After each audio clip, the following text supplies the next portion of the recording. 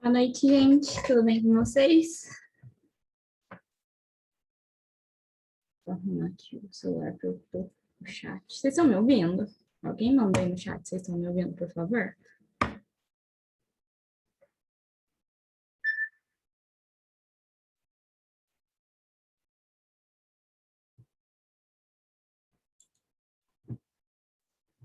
Vocês me ouvem, gente?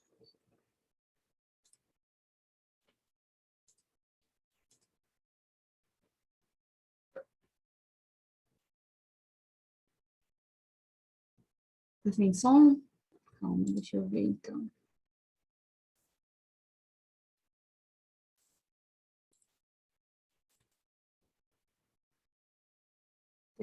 Vocês não estão me ouvindo, gente?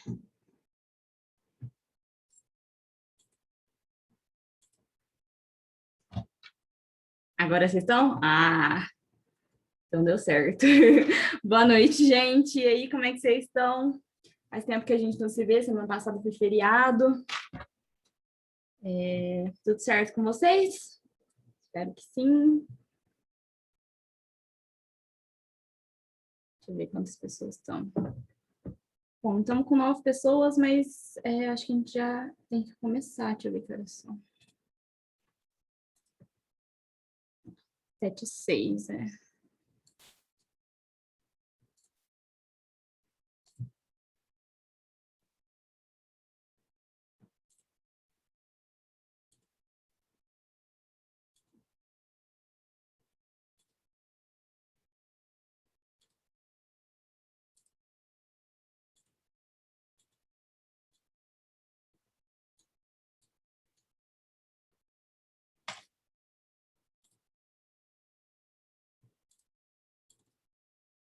Então, vamos lá, gente. Continuar a matéria que a gente começou na semana retrasada, eu acho, né? Semana passada foi feriado. Alguém ficou com alguma dúvida da semana passada? Eu não passei lista de exercícios, porque eu precisava esse resto de matéria, senão vocês não iam conseguir fazer a maioria dos exercícios. Mas não sei se vocês viram lá, eu mandei lá no grupo a lista de exercícios. E a matéria de hoje é bem pequenininha, porque só o que faltou da semana retrasada mesmo. Então, se der tempo, a gente já começa fazendo a lista aqui. Pode ser para vocês? Deixa eu ver. 9 pessoas, gente. Cadê o resto da turma? Bom, vou ter que começar. Vamos falar hoje de máquina térmica. Vocês falaram que estou ouvindo, mas só para confirmar, manda um ok aí se vocês estão ouvindo. Só que esse microfone tá dando problema, eu acho. Para mim tá tranquilo. Então, tudo certo, então. Vamos lá, gente, vamos falar sobre máquinas térmicas. Bom, máquinas térmicas, nós temos muitas hoje em dia, no nosso dia a dia, são os motores, né? A geladeira é uma máquina térmica, por exemplo. Então, o que é uma máquina térmica? São equipamentos que transferem ou trocam energia com o meio de modo cíclico. Então, ela vai continuar trocando, fazendo essa troca de energia. E aqui vocês podem ver... Peraí, deixa eu colocar um... vocês estão vendo o meu cursor?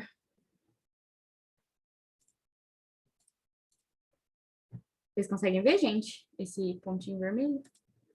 Ih, fechou. Bom, então, a máquina térmica é essa aqui do meio, e a gente sempre tem uma fonte quente, que vai produzir energia sob a forma de calor, e essa energia ela vai vir da fonte quente, vai mandar essa energia para a máquina térmica, essa máquina vai realizar um trabalho, e uma certa quantidade de energia vai ser mandada para uma fonte fria. A gente tem aqui, ó, mais uma formulinha para vocês, que é a fórmula de rendimento dessa máquina térmica. Esse N esquisitinho aqui é de rendimento, ele é calculado por trabalho dividido por calor 1. Calor 1, aqui nessa imagem, está calor da fonte quente e calor da fonte fria. Mas aqui, como está calor 1, vocês podem considerar que é calor da fonte quente. Então, para vocês calcularem o rendimento de uma máquina térmica, vocês vão pegar o trabalho que ela realizou, então é essa seta aqui do lado, dividido pelo calor que sai da fonte quente, que é a fonte de energia para realizar esse trabalho. Então, eu vou aqui falar sobre a geladeira primeiro, depois eu volto no ciclo de Carnot. Um exemplo que cai muito em vestibular é a geladeira. Então, eu vou ler aqui para vocês como que é o funcionamento de uma geladeira da visão da termodinâmica, né? Então, a geladeira, ela funciona em ciclos. Então, como eu falei para vocês, a máquina térmica, ela vai receber calor da fonte fria, realizar trabalho e mandar calor para a fonte receber da fonte quente, realizar trabalho e mandar calor para a fonte fria. Isso tudo de maneira cíclica. Então, a geladeira, ela faz isso. Ela vai usar um gás refrigerante em um circuito fechado. Então, esse gás ele vai continuar ali na geladeira em ciclos. Então, antigamente, as geladeiras usavam um gás chamado freon. Eu não tenho certeza se é assim que pronuncia, mas é clorofluorcarbono, né? Esse gás, que é o CFC, que hoje em dia não pode mais, né? Porque ele era muito bom para essa tarefa, porque ele possuía um calor latente, um elevado calor latente. Vocês lembram de calor latente que a gente falou nas outras aulas? Calor latente, ele vai... Se eu tenho uma substância com com elevado calor latente, quer dizer que ela não vai entrar, ela não vai mudar de fase tão facilmente. Então, para uma máquina térmica, é importante que a gente tenha substâncias que tenham alto calor latente, porque a gente precisa que elas se mantenham no seu estado físico, né? Então, aqui, no caso do gás, ela vai manter nesse estado de gás, né? E também ela possui baixa temperatura de ebulição, além de não ser inflamável. Mas esse gás ele foi identificado como um dos gases que agridem a camada de ozônio. Então, é muito famoso, já caiu muito no Enem, então é bem provável que caia de novo sobre os CFCs, né? Que é esse clorofluorcarbono, que era muito usado nas geladeiras, mas eles viram que isso causava muito dano para a camada de ozônio. Então, lentamente, eles foram substituindo esses gases por gases diferentes, como, por exemplo, aqui a gente tem o HFC, que se eu não me engano, é hidrogênio fluorocarbono, mas não tenho certeza. Mas eles têm propriedades semelhantes ao do freon, né? Mas eles não agridem tanto a camada de ozônio como esse gás fazia. Então, aqui, ó, deixa eu tirar isso aqui. Como que eu tiro? Então, os principais componentes, aqui a gente tem uma geladeira aqui do lado, os principais componentes são condensador, isso aqui vocês não precisam saber, eu só estou explicando, porque normalmente cai em exercício, e às vezes é bom vocês entenderem como funciona para vocês conseguirem resolver esses exercícios mais fáceis. Normalmente são exercícios de interpretação, que vocês conseguem fazer só pelo texto, né, normalmente. Mas se vocês entenderem como funciona uma geladeira, eu acho que fica muito mais fácil e vocês perdem muito menos tempo fazendo esse tipo de questão, né? Então, ela é composta por condensador, válvula descompressora e evaporador. O compressor é movido por um motor elétrico, por isso que vocês ligam a geladeira na tomada, né? E ele tem a função de aumentar a pressão e a temperatura do gás refrigerante, que lembram que era usado o CFC, esse era o gás refrigerante, né? Fazendo ele circular por uma tubulação interna. Então, tá aqui essa tubulação que vocês estão vendo aqui de vermelhinho. Quando o gás passa pelo condensador, o que é um condensador? Ele vai fazer condensar. Então, se é um gás, vai sofrer condensação, lembra lá das primeiras aulas, ele vai passar de gás para líquido. Isso vai fazer com que... isso é um processo que perde calor para o meio externo. Então, ele vai se liquefazer, né? Vai se tornar um líquido. Ao sair do condensador, ele vai ter acho que o condensador, se eu não me engano, é esse roxinho aqui de baixo. E aí vai sair por um tubo bem mais fininho, como vocês podem ver aqui, esse tubo vermelho. Isso faz com que um estreitamento da tubulação, tubo capilar, que são esses túbulos vermelhinhos. Isso provoca uma diminuição da pressão. Assim, o elemento refrigerante, que era o CFC, né? Agora agora é líquido, né? Que antes era um gás, sob baixa pressão, chega à serpentina do evaporador, que tem diâmetro maior do que o tubo capilar. Então, nesse evaporador, é a mesma coisa. Você tem o condensador, vai condensar, o evaporador vai fazer com que o líquido volte para o estado gasoso, né? E ele vai se vaporizar e isso vai retirar calor da região interna da geladeira para a parte externa. Então, eu não sei se vocês já repararam, acho que, não sei se fazem isso, mas antigamente minha mãe, por exemplo, quando a gente lavava roupa e eu precisava de algum, por exemplo, de um uniforme para usar no dia seguinte, minha mãe colocava atrás da geladeira, porque ali é bem quente, né? Então, isso fazia com que a roupa secasse mais rápido. Não é muito recomendado, mas no desespero era o que a gente fazia. Então, isso vai fazer com que troque, isso que vai fazer refrigerar a geladeira, porque vai fazer com que o calor passe para a parte externa. Isso é importante ressaltar que o evaporador está instalado na parte superior. Lembra que eu falei para vocês que o ar quente ele é mais denso do que o ar frio. Não, perdão, o ar frio ele é mais denso que o ar quente. Então, é importante que esse aparelho ele seja instalado na parte superior da geladeira, por causa dessa questão de densidade. Lembra lá das aulas passadas que eu expliquei para vocês sobre convecção? A convecção acontece aqui dentro da geladeira também. Por isso que esse aparelho tem que ser instalado na parte de cima. Então, a partir desse ponto, o ciclo se reinicia e o gás refrigerante é puxado outra vez para o compressor. E é isso, gente. Essa é mais ou menos o funcionamento de uma geladeira. Tem um condensador que vai fazer o gás ser condensado. Ele vai passar por uma serpentina aqui, que tem uma pressão pequena, até chegar no vaporizador. E isso vai fazer com que o gás volte para o estado, que o líquido, né, que nesse caso ele vai estar líquido, volte para o estado gasoso. E é mais ou menos isso que acontece. Isso é uma máquina térmica. Então, nós temos uma fonte quente e uma fonte fria. A fonte quente sendo aqui essa serpentina, e depois o condensador, não, condensador não, o evaporador, né, que ele vai retirar calor. Então, ele vai ser a fonte fria. Então, a fonte quente, o condensador, que faz mudar de estado gasoso para estado líquido, isso faz com que ele retire energia do sistema. Isso faz com que a geladeira fique fria. Então, aqui, mais ou menos, para vocês entenderem como que funciona uma máquina térmica. Então, tem a fonte quente, que a gente representa por Q e Q, né? Q de calor e Q de quente. E a de baixo aqui, que é F, que é o calor da fonte fria. A gente também pode encontrar T quente e T fria. Vocês vão ver que eu vou passar para vocês a formulinha, e vocês podem usar tanto calor quanto temperatura vai dar na mesma, mas sempre tem o calor da fonte quente e o calor da fonte fria.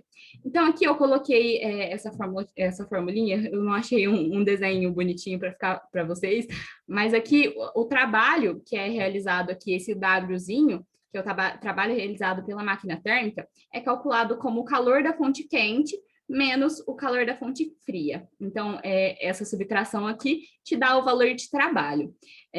Como eu já tinha falado para vocês nas aulas passadas, não existem máquinas térmicas ideais, né? Então, não existe nenhuma máquina que tenha esse N aqui igual a 100%. Então, o rendimento de máquina nenhuma é 100%.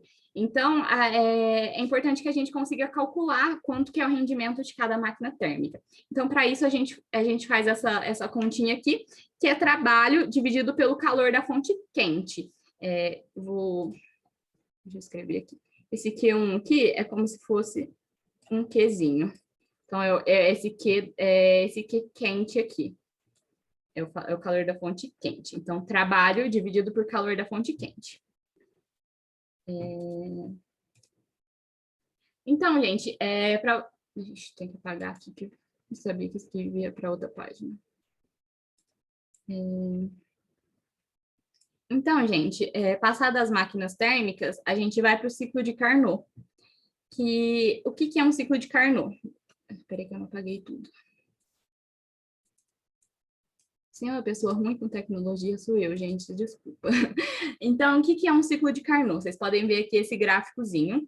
é um ciclo reversível que possui sempre duas transformações isotérmicas, relembrando, uma transformação isotérmica, iso de mantém, continua, mantém o mesmo, constante, e térmico de temperatura. Então, transformações isotérmicas não varia a temperatura. E duas adiabáticas. Adiabáticas, relembrando, não há troca de calor entre a transformação e o meio externo. Isso é uma transformação adiabática. Então, aqui nós podemos ver, ó, que tem uma isoterma e duas isotermas.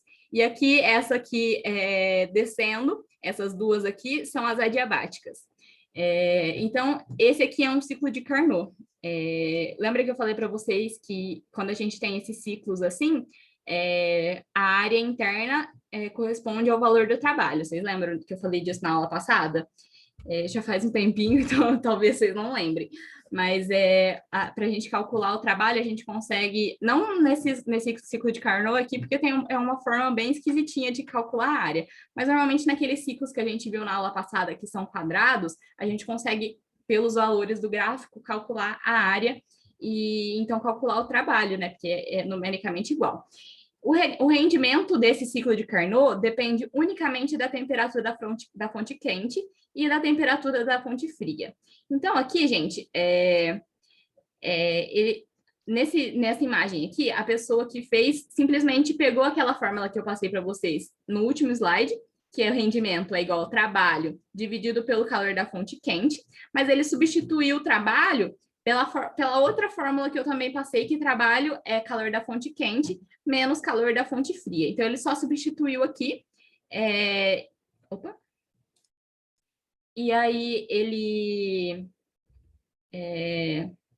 colocou o calor da fonte quente em evidência e ele chegou nessa outra fórmula aqui de baixo, que ajuda muito a gente, porque a gente vai usar muito essa fórmula, que é N é igual a 1 menos calor da fonte fria sobre calor da fonte quente. Por que é importante essa aqui, diferente da outra? Porque na outra tem trabalho e calor da fonte quente. Às vezes, ele vai te dar o calor da fonte fria, não vai te dar e o calor da fonte quente. Às vezes, ele não vai te dar o trabalho. E aí, para você calcular o rendimento, às vezes você não precisa calcular o trabalho para depois colocar naquela fórmula. Você pode simplesmente usar essa aqui, que tem os dois calores, né? Então, vocês podem só simplesmente jogar na fórmula. Aqui, gente, tá falando que o rendimento depende unicamente da temperatura da fonte quente e da fonte fria.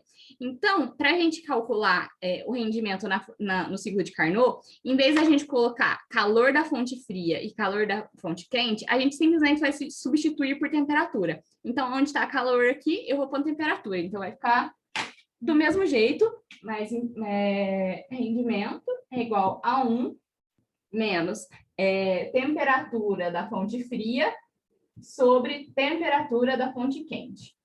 É a mesma fórmula, não sei se está dando para ver, mas ao invés de calor, a gente usa temperatura, porque no ciclo de Carnot, o que importa é a temperatura da fonte quente e da temperatura da fonte fria. Então, é assim que a gente calcula, gente.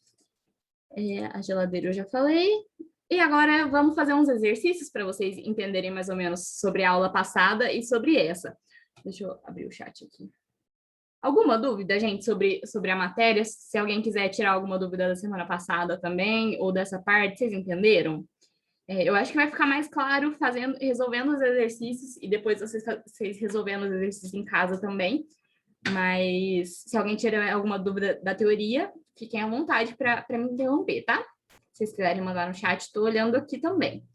Vamos fazer um exercício para a gente poder entender um pouquinho melhor como é que funciona esse processo.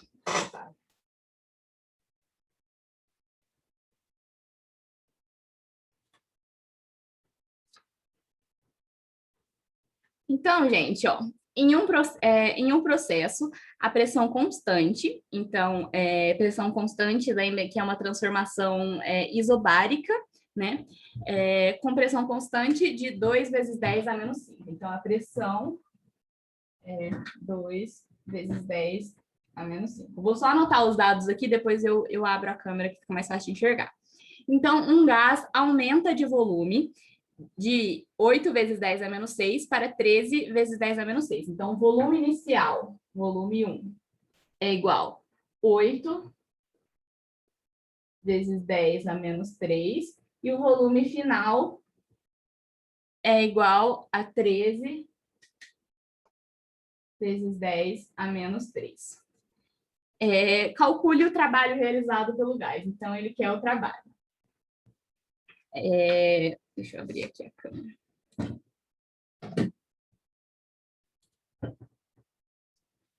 Então, gente, essa aqui eu passei essa formulinha na semana passada, que o trabalho é igual a pressão vezes variação de volume. Lembrou dessa formulinha? A aula passada, esse primeiro exercício aqui é da aula passada.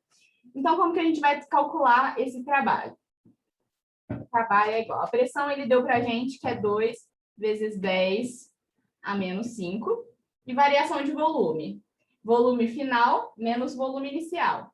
13 vezes 10 a menos... Eu não tenho menos 3 aqui, mas é menos 6. 13 vezes 10 a menos 6, menos 8 vezes 10 a menos 6. Então, aqui, eles estão na mesma base, a gente pode simplesmente subtrair o 13 com o 8, que dá 5. Então, trabalho é igual a 2 vezes 10 a menos 3, vezes 13 menos 5, 13 menos 8, de resposta, 13 menos 8, 5, vezes 10 a menos 6. Então, vamos fazer essa conta aqui. 2 vezes 5, 10. 10 a menos 3 com 10 a menos 6, 10 a menos 9. Esse 10 aqui é 10 a primeira, né? Então, trabalho é igual a 1 vezes 10, 1 com menos 9, menos 8. Então, o trabalho, nesse caso, vai ser 1 vezes 10 a menos 8 joules.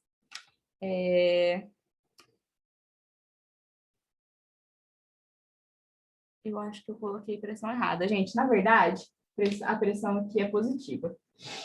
Então, é 10 a mais 5. Então, aqui é mais 5. Mais 5 aqui. 5 aqui.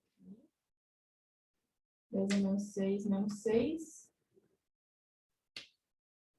6 aqui. Ah, gente, o que eu arrumei aqui? Calma. Ó, pressão 2 vezes 10 à quinta. E aqui é 10 a menos 6. Eu não sei porque eu mudei aqui. Então, ó, 2 vezes 10 a mais 5.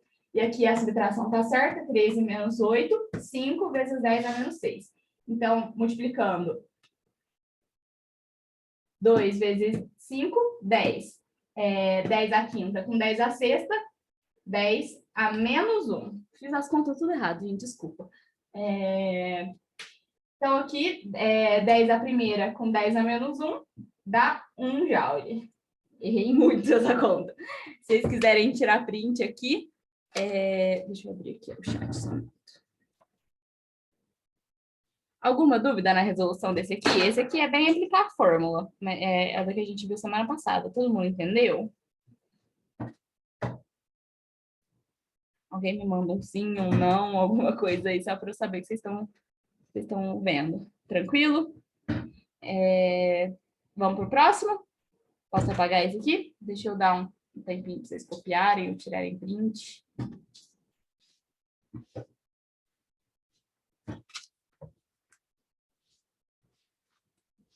De boa, gente? Posso apagar então para fazer o próximo?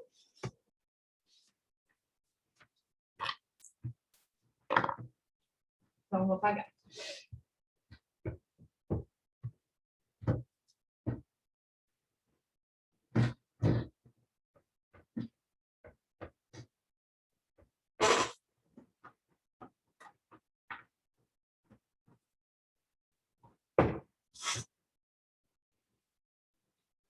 Então, vamos para o próximo exercício.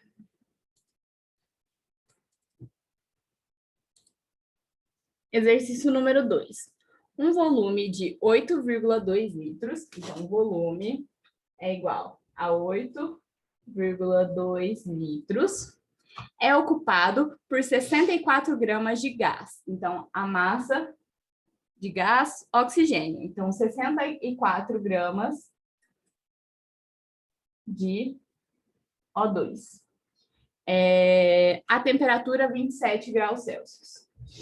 Então, temperatura é igual a 27 graus Celsius. Qual a pressão? Então, ele quer pressão no interior do recipiente. Considere que o gás oxigênio é um gás perfeito e 1 mol de O2 é igual a 32 gramas. Então, 1 mol é igual a 32 gramas. Vamos calcular, então, a pressão. Gente, aqui ele deu basicamente tudo que a gente precisa para calcular com aquela fórmula do PV é igual a nRT. Lembra que eu passei para vocês na semana passada? PV é igual a nRT. Aqui ele deu que o R é igual a 0,082. Certo? Então, primeira coisa que a gente precisa fazer, gente, deixa eu abrir aqui a câmera.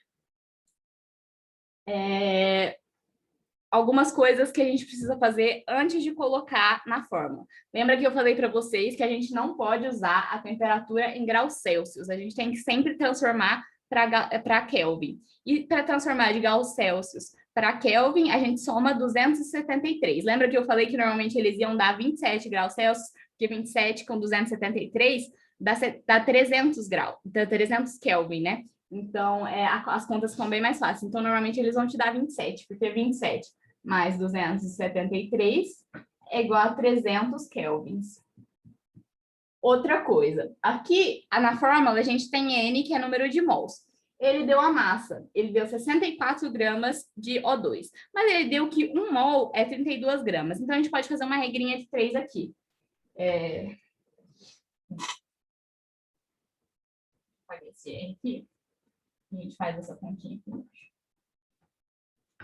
Se 1 mol é igual a 32 gramas, 64 gramas é X. Então, multiplica em cruz aqui. X é igual a 64 sobre 32, que é igual a 2 mols. Então, nós temos 2 mols de oxigênio o que quer que seja acontecendo aí. Então, transformamos a temperatura, transformamos de gramas para mol, a gente pode jogar na fórmula. Então, a pressão é o que ele quer. Volume, ele deu que é 8,2. N, que nós calculamos, é 2 mols. R, 0,082. Vezes temperatura, que é 300. Então, passa esse 8,2 dividindo. 2 vezes 300 é 600, 0,082 dividido por 8,2. Aqui a gente pode dividir aqui tudo por 8,2, 1, 2, e dar 10 a menos 2 aqui em cima. Então, P é 600, dividindo 0,82 por 8,2, dá 10 a menos 2. Lembrando aqui, ó, se a gente quiser transformar, a gente passa a vírgula 2 casas para igualar aqui. Então, se eu ponho a vírgula para a direita, eu diminuo o número aqui em cima. Então, eu vou andar 1, 2, 10 a menos 2. Então, fica 8,2 vezes 10 a menos 2. Dividido por 8,2, 10 a menos 2. Então, aqui fica 600 vezes 10 a menos 2. Esse 10 a menos 2 a gente pode cancelar com essas vírgulas aqui. Então, a gente pode cortar dois zeros com esse 10 a menos 2 aqui. Então, a gente chega no final, uma pressão de 6 atm. Esse é mais ou menos assim que a gente faz esse tipo de questão. Estou pensando aqui, eu acho que eu resolvi, eu acho que eu já até resolvi esse exercício com vocês, não resolvi, não? Não lembrava que eu tinha feito, mas eu acho que eu fiz com vocês. Deixa vocês tirarem print ou anotarem. Tranquilo, gente? Alguma dúvida aqui? Todo mundo já copiou? Posso apagar? Tiraram print? Alguém responde aí para mim no chat. Alguma dúvida, gente? Esse aqui era da matéria da semana passada mesmo. Deixa eu ver, eu acho que a gente deve estar acabando o tempo. De boa? Posso apagar então, gente? Entenderam? Tudo certo, então? Então, vamos lá para o próximo exercício.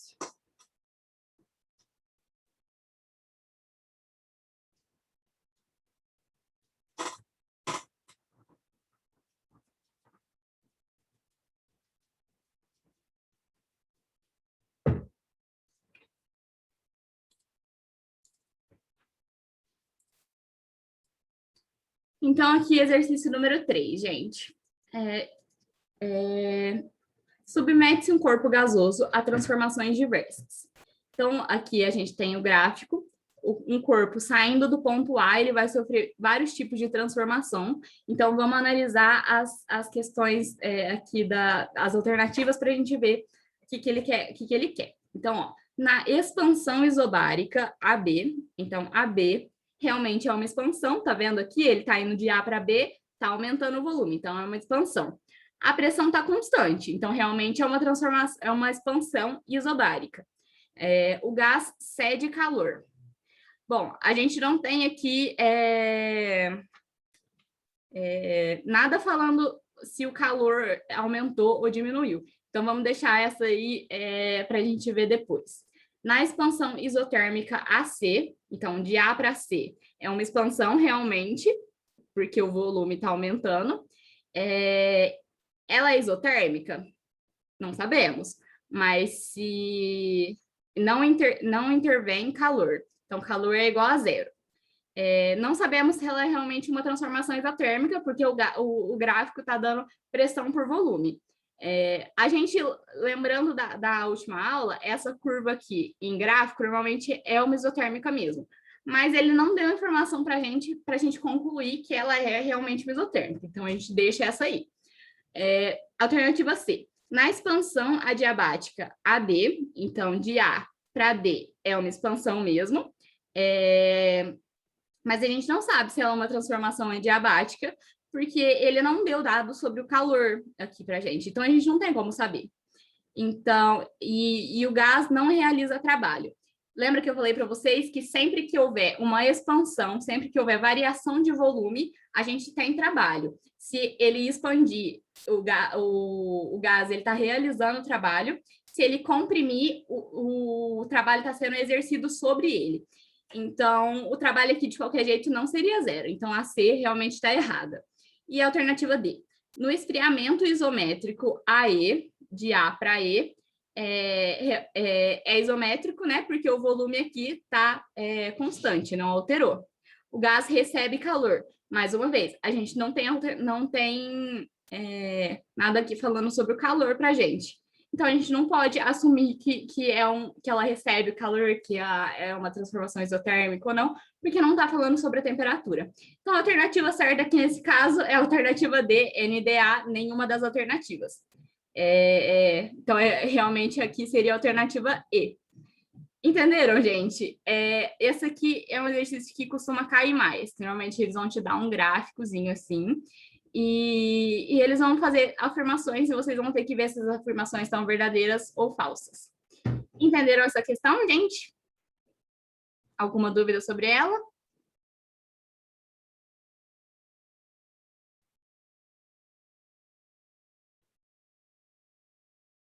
Tranquilo? Posso passar para a próxima, então? Deixa eu ver quanto tempo que eu tenho aqui. Bom, eu tenho 2 minutos. Eu vou... Deixa eu ver quantos exercícios que eu fiz aqui. Depois só mais 2. Eu vou interromper essa gravação aqui, senão vai pausar, senão vai parar no meio. E vou abrir outra reunião, tá, gente? Vou mandar o link lá no grupo, pode ser?